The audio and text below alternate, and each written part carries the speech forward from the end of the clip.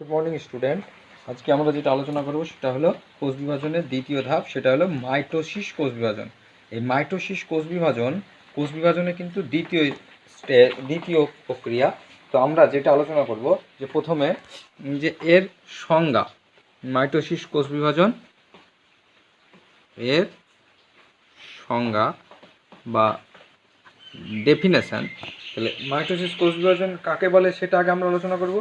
Mitosis কোষ বিভাজন হলো মাইটোসিস এমন একটি কোষ বিভাজন প্রক্রিয়া যেখানে একটি মাতৃকোষ কয়েকটি জটিল ও ধারাবাহিকভাবে বিভাজিত হয়ে সম আকৃতি ও সমগুণ সম্পন্ন দুটি অপত্য কোষ সৃষ্টি করবে।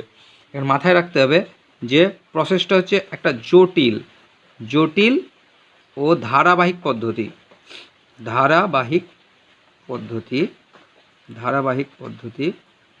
আর একটা জিনিস সেটা হলো মাথায় রাখবে যে সম আকৃতি ও সমগুণ সম্পূর্ণ সম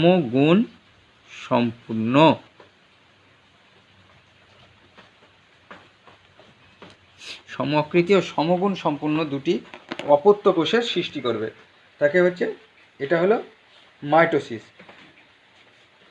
এখন প্রশ্ন হলো যে এক্ষেত্রে আমাদের মনে রাখতে হবে যে সম আকৃতি সমগুণ সম্পূর্ণ শব্দ দুটি একটি জটিল ও ধারাবাহিক প্রসেস।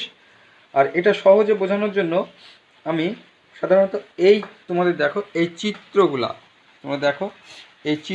অঙ্কন করেছি।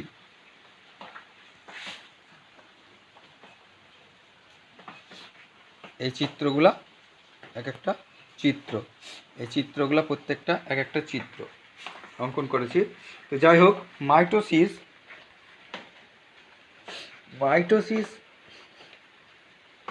এই যে জটিল ও ধারাবাহিক প্রসেস, মাইটোসিসকে পরোক্ষ কোষ বিভাজন বলা হয়। কিন্তু পরোক্ষ কোষ বিভাজন বলা হয়।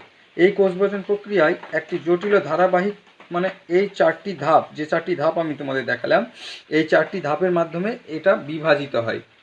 সুতরাং মাইটোসিসকে পরোক্ষ কোষ বিভাজন বলা হয়, কারণ এটা একটা স্টেজ, আস্তে আস্তে ধাপে এটা বিভাজিত হয় বলে এটাকে কিন্তু পরোক্ষ কোষ বিভাজন বলা যায়।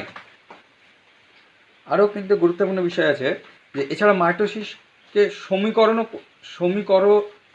কোষ বিভাজন বলা যায়। মাইটোসিসকে কি বললাম? সমীকরণিক কোষ বিভাজন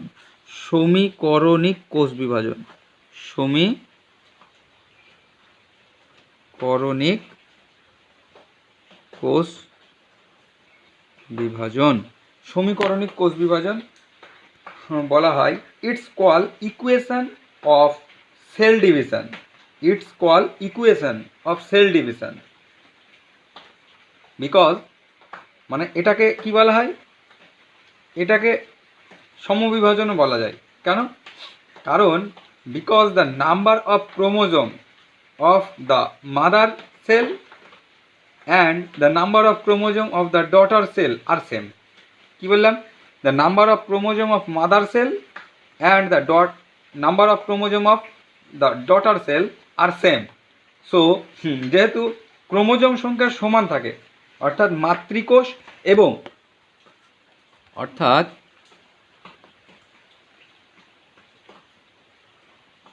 মাতৃকোষ ও অপত্য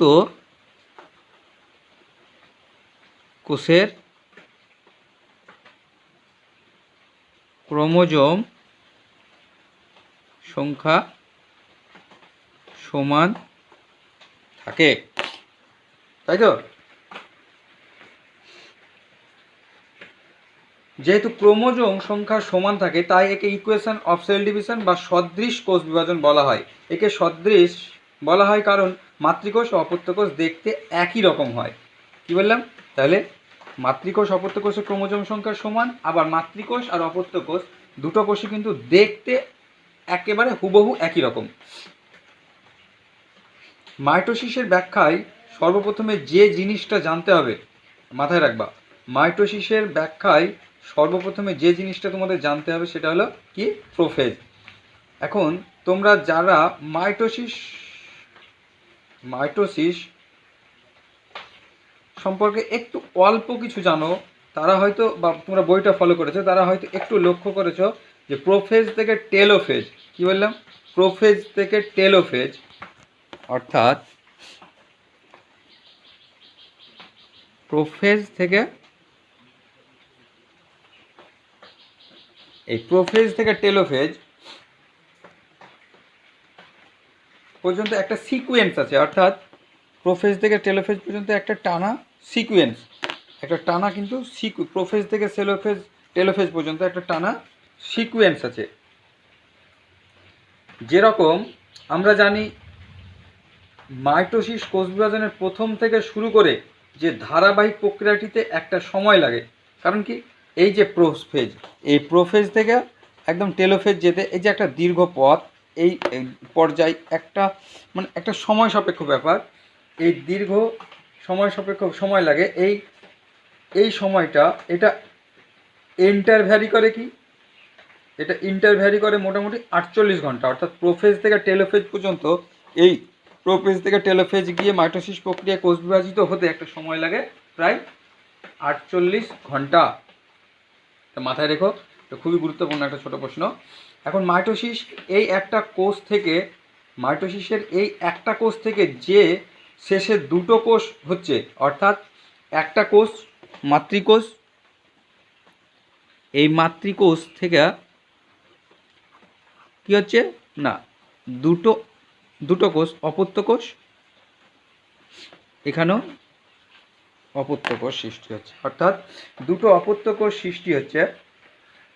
সেই দুটো কোষের মধ্যে কিন্তু সম আকৃতি ও সমগুণ সম্পন্ন হবে। এই দুটো কোষ অবশ্যই সবসময় কী হবে, সম আকৃতি, ও এদের গুণাগুণ কিন্তু পুরোপুরি মাতৃকোষের সমান হবে। এই সমান থাকার কারণে এই যে আমরা প্রাণীরা বড় হই বা উদ্ভিদরা বড় হয়, এই কারণেই আমরা প্রাণীরা বড় হই বা উদ্ভিদরা বড় হই। তো এক্ষেত্রে উদ্ভিদ ও প্রাণীর দৈহিক বৃদ্ধিটা ঘটে, তাহলে আমাদের দেহের দৈহিক বৃদ্ধি ঘটে একমাত্র মাইটোসিস কোষ বিভাজন প্রক্রিয়ার মাধ্যমে। এটা অবশ্যই তোমরা পরিষ্কার বুঝতে পারছো আশা করি, যে আমাদের উদ্ভিদ বা প্রাণীদের দৈহিক বৃদ্ধিটা ঘটে শুধুমাত্র মাইটোসিস কোষ বিভাজন প্রক্রিয়ার মাধ্যমে, এবং এটা প্রায় সমানভাবে ঘটে। আর এই সমান হওয়ার জন্য কোষ বিভাজনের এই ধাপগুলি দায়ী, অর্থাৎ এই যে প্রোফেজ থেকে টেলোফেজ পর্যন্ত কিছু ধাপ আছে, এই ধাপগুলা কিন্তু সমানভাবে ঘটে যাওয়ার জন্যই দায়ী।